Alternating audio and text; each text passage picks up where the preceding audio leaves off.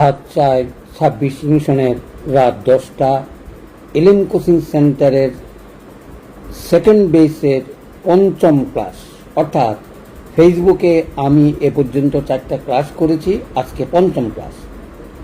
এবং ওষুধ রেখেছি সেম্বুকাস নাইগ্রা। এটার একটু উপস্থাপনা করব কেন রাখলাম, সিম্পল ওষুধ এবং তার প্রয়োজনীয়তা বলেই আলোচনাটা শুরু করব। এবং সংক্ষেপে বলবো, লক্ষণগুলো বলবো, আপনারা নোট করার চেষ্টা করবেন এবং কি কি রোগে কাজ করে এবং কোন কোন ওষুধের সঙ্গে তার সম্পর্ক সেটা বলেই শেষ করার চেষ্টা করব। চলে আসি কেন এই ওষুধটা বেছে নিলাম। প্রথম কথা হচ্ছে, আমাদের দেশে অনেকের নাক বন্ধ ড্রপ দেওয়া হয়, হয়তো নাকে পলিপ, নাকে হাড় বৃদ্ধি, অথবা নাক বন্ধ, অথবা কোনো না কোনো কারণে এই নাকের সমস্যা, তার সঙ্গে সর্দি, কাশি, জ্বর, শ্বাসকষ্ট, ব্রঙ্কাইটিস সকল কিছু যদি নাকেই কষ্ট পায় এবং সেখানে যদি আমরা এটা ব্যবহার করতে পারি, তাইলেই অনেক সময় নাকের এলোপ্যাথিকের ড্রপ দেওয়ার থেকে রুগীকে মুক্তি দিতে পারে। সেই সুবাদে আমার আলোচনা। অর্থাৎ এই ওষুধটা আমি বহু জায়গায় ব্যবহার করে যারা ড্রপ দিত তাদেরকে মুক্তি দিতে পেরেছি বলেই আজকের এই আলোচনার সূচনা। অর্থাৎ অনেক সময় তরুণ রোগে আমাদের কাছে রুগী আসে তাৎক্ষণিক চিকিৎসা দেওয়ার জন্য। আমি নাকে ড্রপ দিলে ভালো থাকি এবং ড্রপ না দিলে নাকটা বন্ধ হয়ে যায় এবং নানা রকমের ট্রাবলস হয়, সেটা আলোচনা করার চেষ্টা করব। এই উদ্দেশ্যে এই ওষুধটার আলোচনা, অর্থাৎ সেম্বুকাস নাইগ্রা। যেখানেই নাক বন্ধ, নাকের সমস্যা, নাকের বন্ধকারে ঘুমাতে না পারা, অথবা নিঃশ্বাস বন্ধ হয়ে যাওয়া, অথবা সর্দি, কাশি, হাঁপানির সঙ্গে যদি কোনো কিছু থাকে তাহলে, এবং ড্রপ ব্যবহার করে নাকের যত রকমের রোগ আছে রিলিফ করার জন্যই, সে সকল ক্ষেত্রে এই ওষুধটা অ্যাকুয়েট ডিজিজ হিসাবে আপনারা ব্যবহার করতে পারেন। দিনে 3-4 বার করে দিলেই একমাত্রা, অর্থাৎ একটা পাওয়ার বা 2টা পাওয়ার দিলেই রোগী মুক্তি পাবে। সেই সুবাদে একটু আলোচনা, তাহলে বুঝতে পারছেন কোন জায়গায় আমরা সেটা ব্যবহার করব। এখন চলে আসি কি লক্ষণের ভিত্তিতেই আমরা সেই ওষুধগুলো সেই ওষুধটা প্রয়োগ করব সেটা বলার চেষ্টা করব। 1 নম্বর যদি বলি, দ্বিপহর রাত্রি অর্থাৎ 12টা থেকে 3টার ভিতরে কোনো শিশু যদি হঠাৎ করে উঠিয়া বসে এবং কান্নাকাটি করে, নিঃশ্বাস ফেলতে পারে না এবং অনেক সময় নীলবর্ণ হয়ে যায়, শ্বাসকষ্ট হয়, সেই রোগীর ক্ষেত্রেই এই ওষুধটা সবচেয়ে প্রয়োজনীয়। অ্যাকুইট রোগের কিউর হিসাবে আমরা সেটা ব্যবহার করতে পারি।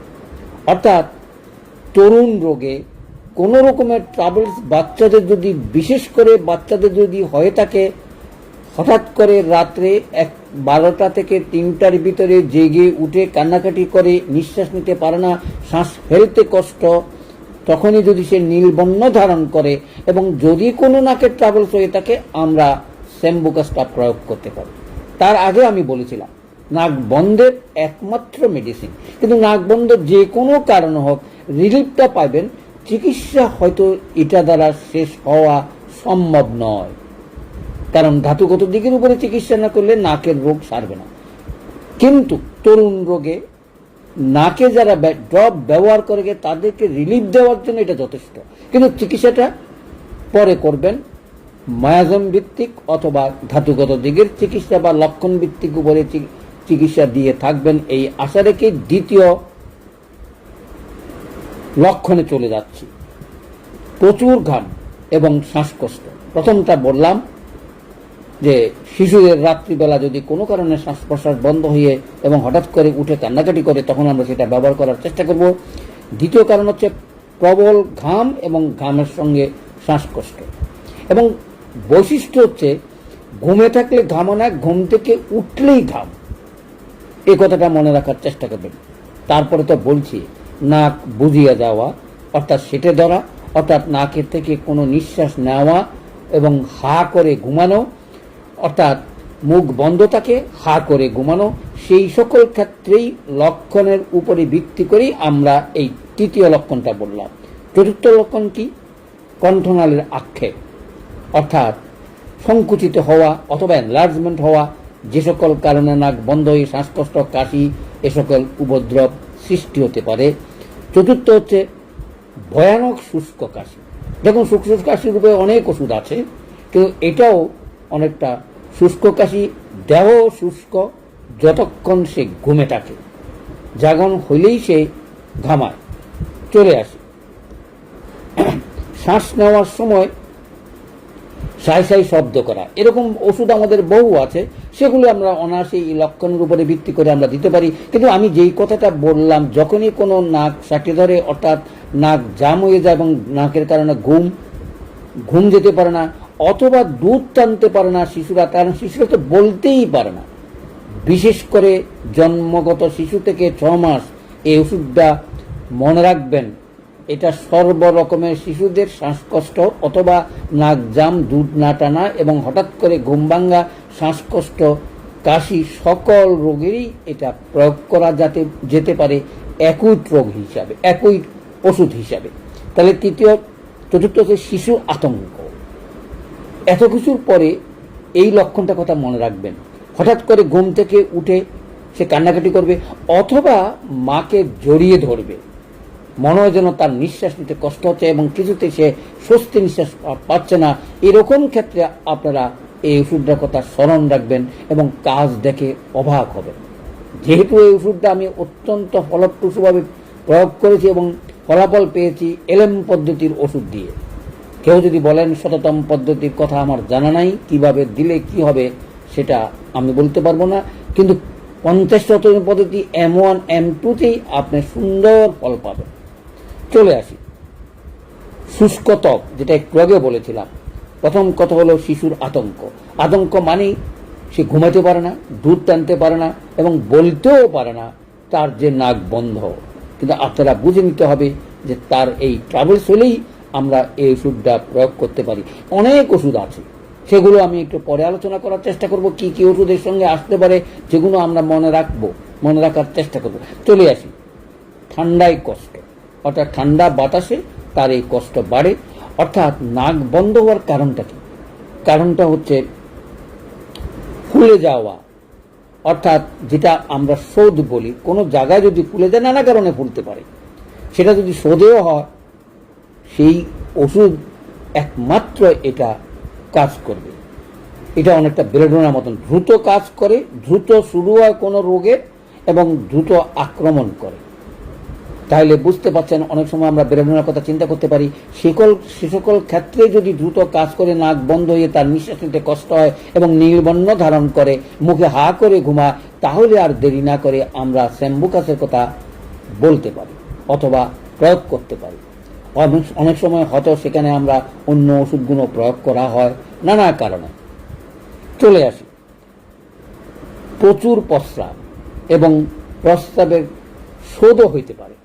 অনেক সময় বৃদ্ধদের যদি শোধ হয় এবং শোধের কারণে যদি নাক বন্ধ হয়ে থাকে, ওই যে বললাম কোনো জায়গায় যদি বৃদ্ধি হয় এবং সেটা যদি শোধের কারণে হয়ে থাকে, তাহলে এই স্যাম্বুকাস নাইগ্রেটা বয়স্কদের যেরকম কাজ করে, শিশুদেরও কাজ করে, যুবকদেরও কাজ করবে।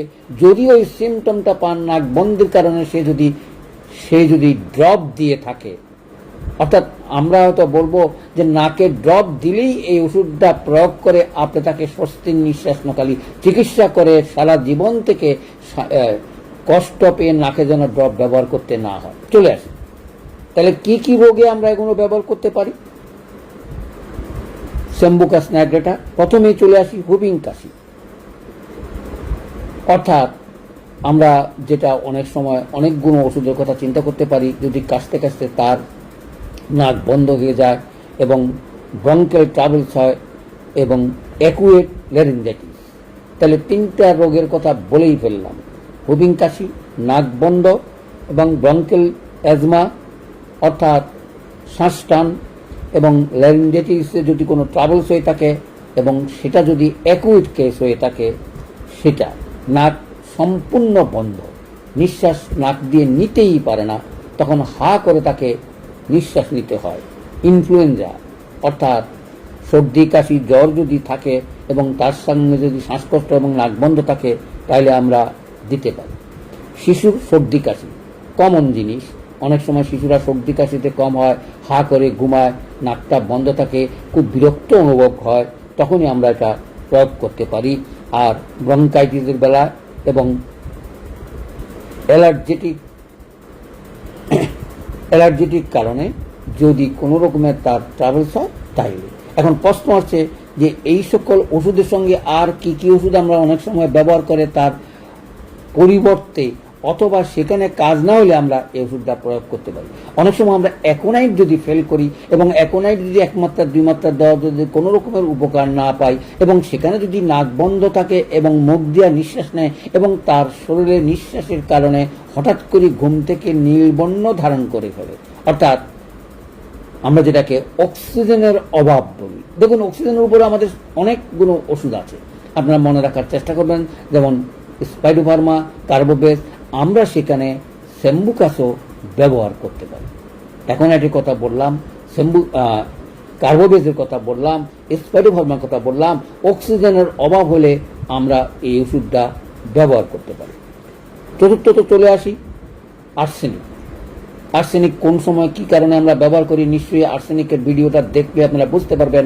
এই ওষুধের প্রয়োগের ক্ষেত্রে অনেক সময় আর্সেনিক না দিয়ে আমরা এই ওষুধটা দিয়ে আর্সেনিকে যেতে পারি, কারণ তরুণ রোগে এটা চমৎকার কাজ করে এবং ঘনমাত্রা দেওয়া যায়, অর্থাৎ আধা ঘন্টা বা 1 ঘন্টা বা 2 ঘন্টা পর পর আপনি দিয়ে যদি মনে করেন সেটা আর্সেনিকের লক্ষণ আছে, তাইলেই আর্সেনিকটা দিনে 4 বারের বেশি প্রয়োগ করার কথা চিন্তা করবেন না।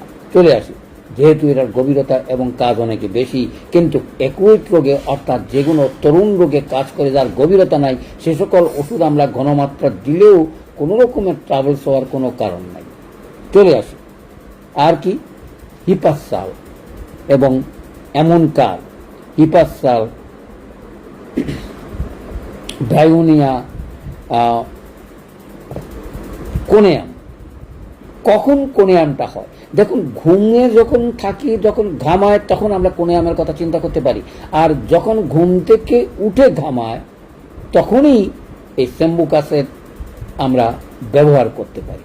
অর্থাৎ ঘুমায় থাকলে সে শুষ্ক এবং ঘামায় না, ঘুম থেকে উঠলে ঘামা, আর ঘুমন্ত অবস্থা ঘামায় না, কোনেয়ামের কথা মনে রাখতে পারে। তাইলে আমরা 4-5টা ওষুধের বললাম, অনেক সময় এই ওষুধগুলো আসতে পারে, সেগুলোর প্রয়োজনীয়তার কথা ভেবেই, লক্ষণগুলোর কথা মনে রেখেই ওষুধটা প্রয়োগ করবেন। চলে আসি অ্যাকোনাইট, আর্সেনিক, কোনেয়াম, অ্যামনকার, বায়োনিয়া, অ্যান্টিমটার, হিপাসাল, স্পাইজেলিয়া। তাহলে আমরা আজকের এই ক্ষুদ্র ওষুধ, যেটা সবচেয়ে ব্যবহার কম এবং মানুষ তো জানেই না, আমি একমাত্র বললাম, অর্থাৎ ড্রপ যারা ব্যবহার করে নাকের কোনো শান্তি পায় না, চিকিৎসা করতে পারে না, অথবা অপারেশনের নাকের হাড় বৃদ্ধি বা কোনো কিছু আছে, অ্যাকুয়েট রোগীতে এটা যথেষ্ট রিলিফ দেবে, চিকিৎসা করবে না, এই কথাটা মনে রাখবেন এবং এলম পদ্ধতিতে প্রয়োগ করবেন। এই আশা রেখেই আজকের এই আলোচনা শেষ করছি। সকলকে ধন্যবাদ।